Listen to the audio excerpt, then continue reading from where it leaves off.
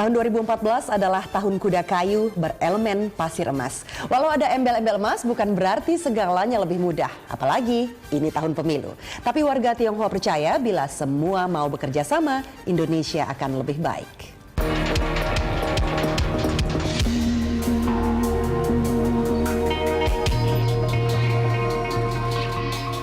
Tiga hari jelang Tahun Baru Imlek 2565, Budiman mendasarkan harapan di Wihara Dharma Bakti di kawasan Pecinan, Glodok, Jakarta Barat.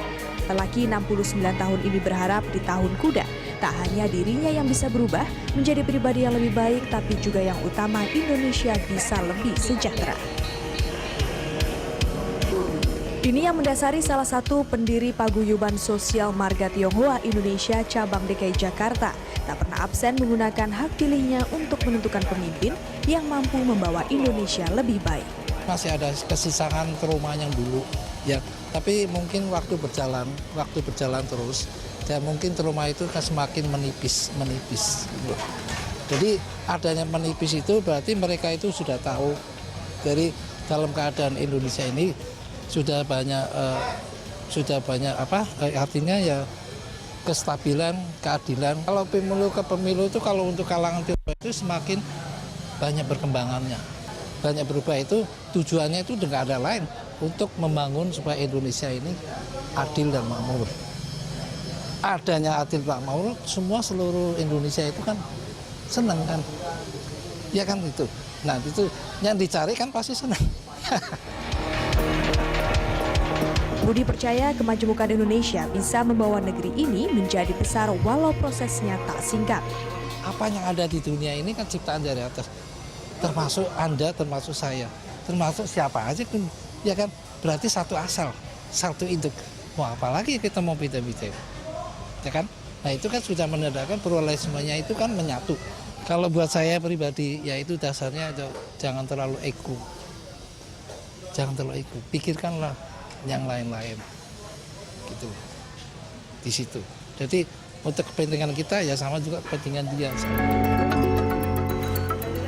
Yuelang juga selalu bergairah menghadapi pemilu. Lelaki yang sudah 17 tahun bekerja di toko obat Cina di kawasan Glodok berharap di 2014 bisa mengusung pemimpin yang menyadari Indonesia lahir karena keberagaman. Kita dukung ya, kita harus jangan golput, kita harus dukung ke TPS. Kita sebagai warga negara Tionghoa, kita harus datang dan memilih. Dan pemimpin yang bisa membawa aspirasi warga Tionghoa tidak harus dari kalangan Tionghoa juga. Ya enggak lah, kita kan lihat ya siapa gitu yang bisa kita pilih dan kita lihat figurnya siapa kan gitu kan. Sehingga dia lebih tegas, ya dia bisa membawahi. Kan sekarang juga sudah maju, sudah baik, kesehatan sudah diutamakan. Ya kita harap lebih terus ditingkatkan terus kesejahteraannya untuk masyarakat Indonesia. Walaupun ada orang Tionghoa maju, kalau dia nggak benar saya nggak akan pilih. Gitu. Saya pilih orang yang bisa merangkul semua golongan. Catatan Center for Strategic and International Studies CSIS, bila pada pemilu 1999 pengaruh Orde Baru masih kental terasa, mulai pemilu 2004 partisipasi politik warga Tionghoa meningkat.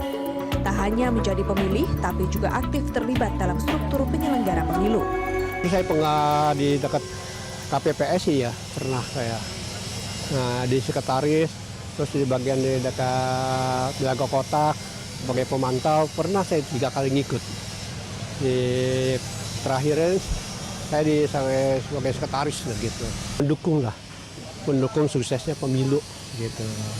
Jadi kita kalau bilang satu suara, kalau 50+1 kan kita menang. Tapi warga Tionghoa mencatat diskriminasi masih ada. Law enforcement yang masih kurang. Law enforcement kita lihat di banyak kasus, kasus diskriminatif terhadap kaum minoritas, agama tertentu, kepercayaan tertentu juga masih banyak di negara kita, tapi law enforcement-nya belum ditegakkan dengan baik. Saya sih tidak memikirkan golongan saya sebagai orang Tionghoa, saya pikir udah masyarakat luas gitu. Yang penting sekarang jangan korupsi aja deh gitu. Jangan korupsi, jangan bohong, jangan munafik, dan jangan jualan agama gitu. Sekarang ini agama dijual untuk mengadu domba antar masyarakat. Jadi banyak timbul garis-garis keras, ini juga ada kepentingan politik.